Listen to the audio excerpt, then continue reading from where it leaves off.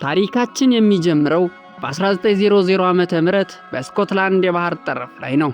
ሶስት የብርሃን ማማ ጠባቂዎች ለ6 ሳምንታት በባህር መካከል ወደምትገኘው ሰው አልባ ደሴት ወደ ሆነችው ፕላናን ደሴት ለመጓዝ ሲዘጋጁም እናያለን።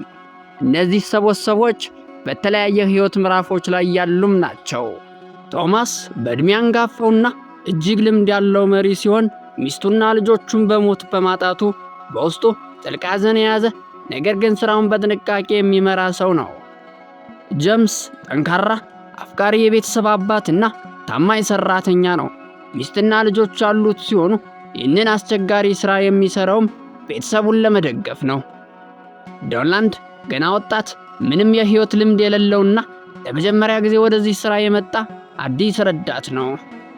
ደሴቱ ላይ ከደረሱ በኋላ ስራቸውንም ይጀምራሉ። የብርሃን ማማውን በመጠገን ሜርኩሪውን ማጽዳትና ማታ ማታ መብራቱን ማብራት ዋነኛ ስራቸውም ነው። ነገር ግን በአካባቢው የሚነሳው ከባድ ማዕበል እና የሬዲዮ ግንኙነት መቋረጡ ገና ከጅምሩ የጭንቀት ጥላም ይጥልባቸዋል። ከአንድ ከባድ ማዕበል ማግስት ወጣቱ ዶላንድ በደሴቱ ዳርቻ ላይ በተከሰከሰ ትንሽ ጀልባ አቅራቢያ የአንድ ሰው አስከሬንና አንድ ትልቅ የእንጨት ሳጥንም ይመለከታል። ዶላንድ አስከሬኑን ለመመልከት በገመድ ወደ ገደሉም ግርጌም ይወርዳል። ነገር ግን የሞተ የመሰለው እንግዳ ሰው በድንገት ተነስቶ ዶላንድ ላይ ጥቃትም ይሰነዝራል። ዶላንድ ራሱን ለመከላከል ሲታገል በአቅራቢያው በነበረ ድንጋይ የሰውየውን ራስ በመምታትም ይገድለዋል። ይህ ክስተት በሶስቱ ጠባቂዎች መካከል ትልቅ ድንጋጤም ይፈጥራል። አስከሬኑን ካወጡ በኋላ በውስጡ ምን እንዳለ ለማወቅ ያንን ሚስጥራዊ የእንጨት ሳጥን ለመክፈትም ይወስናሉ። ሳጥኑ ሲከፈት ግን በዓይናቸው ያዩትን ማመንም አልቻሉም። ውስጡ ሙሉ በሙሉ በወርቅ ዘንጎች የተሞላም ነበረ። ወርቁን ካገኙ በኋላ በሶስት ሰዎች መካከል የነበረው ሰላም በቅጽበትም ይጠፋል። ቶማስ ወርቁን መደበቅና ለጊዜው ምንም እንዳልተፈጠረ ማስመሰል እንዳለባቸውም ይናገራል። ይህንን ወርቅ ከወሰድን ማንም ማወቅ የለበትም፣ ካለበለዚያ ሁላችንም እንጠፋለን በማለትም ያስጠነቅቃል። ዶላንድ በመጀመሪያው ግድያ ምክንያት ከፍተኛ የህሊና ጸጸት ውስጥም ይገባል። ጄምስ በወርቁ ምክንያት የሚመጣውን አደጋ እያሰበ በስግብግብነትና በጭንቀት መካከል መዋዠቅም ይጀምራል። ብዙም ሳይቆይ የሞተው ሰው ጓደኛ የሆኑ ሁለት እንግዳ ጠመንጃ የያዙ ሰዎች የጠፋውን ጓደኛቸውንና ወርቁን ፍለጋ በጀልባ ደሴቱ ላይም ይደርሳሉ። ቶማስ እንግዶቹን ለማሳሳትም ይሞክራል። የሞተውን ሰው አስከሬን ማግኘታቸውን ቢነግራቸውም ወርቁን ግን እንዳላገኙትም አስረዳቸው። ነገር ግን እንግዶቹ የቶማስን ንግግር አልጠረጠሩም ነበር።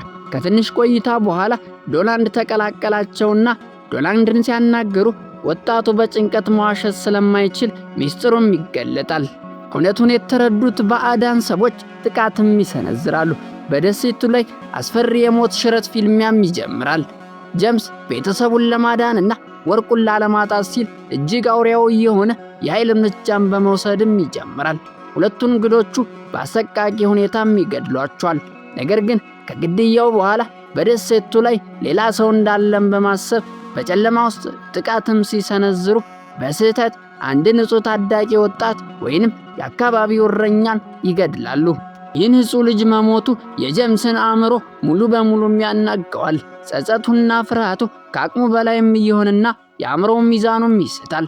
ሶስቱ ሰዎች የሰረቱን ወንጀል ለመደበቅ አስከሬኖቹን በባህር ውስጥም ይጥሏቸዋል። መጨረሻም በስግብግብነትና በፍርሃት የተለከሰው ጄምስ ዶላንድን እውነቱን አውጥቶ ለፖሊስ ይናገራል የሚል ስጋት ያድርበታል። በዚህም የተነሳ ጓደኛውን ዶላንድን በገዛ እጁ አንቆም ይገድለዋል። ይህንን ያየው ቶማስ ምንም ማድረግም አይችልም፣ ምክንያቱም ወርቁ ሁላቸውንም አውሬ አድርጓቸዋልና ብሎም ስለሚያስብ። በመጨረሻም ደሴቱን ለቀው የሚሄዱ ጊዜም ይደርሳል። ቶማስና ጄምስ ወርቁን ጭነው በትንሿ ጀልባ መጓዝም ይጀምራሉ። ነገር ግን በስራው ወንጀል ህሊናው ሙሉ በሙሉ የቆሰለው ጄምስ ከዚህ በኋላ በሰላም መኖር እንደማይችልም ይረዳል። በኋላ እያሉ ጄምስም ከጀልባዋ ላይ ዘሎ ወደ ባህሩም ይገባል።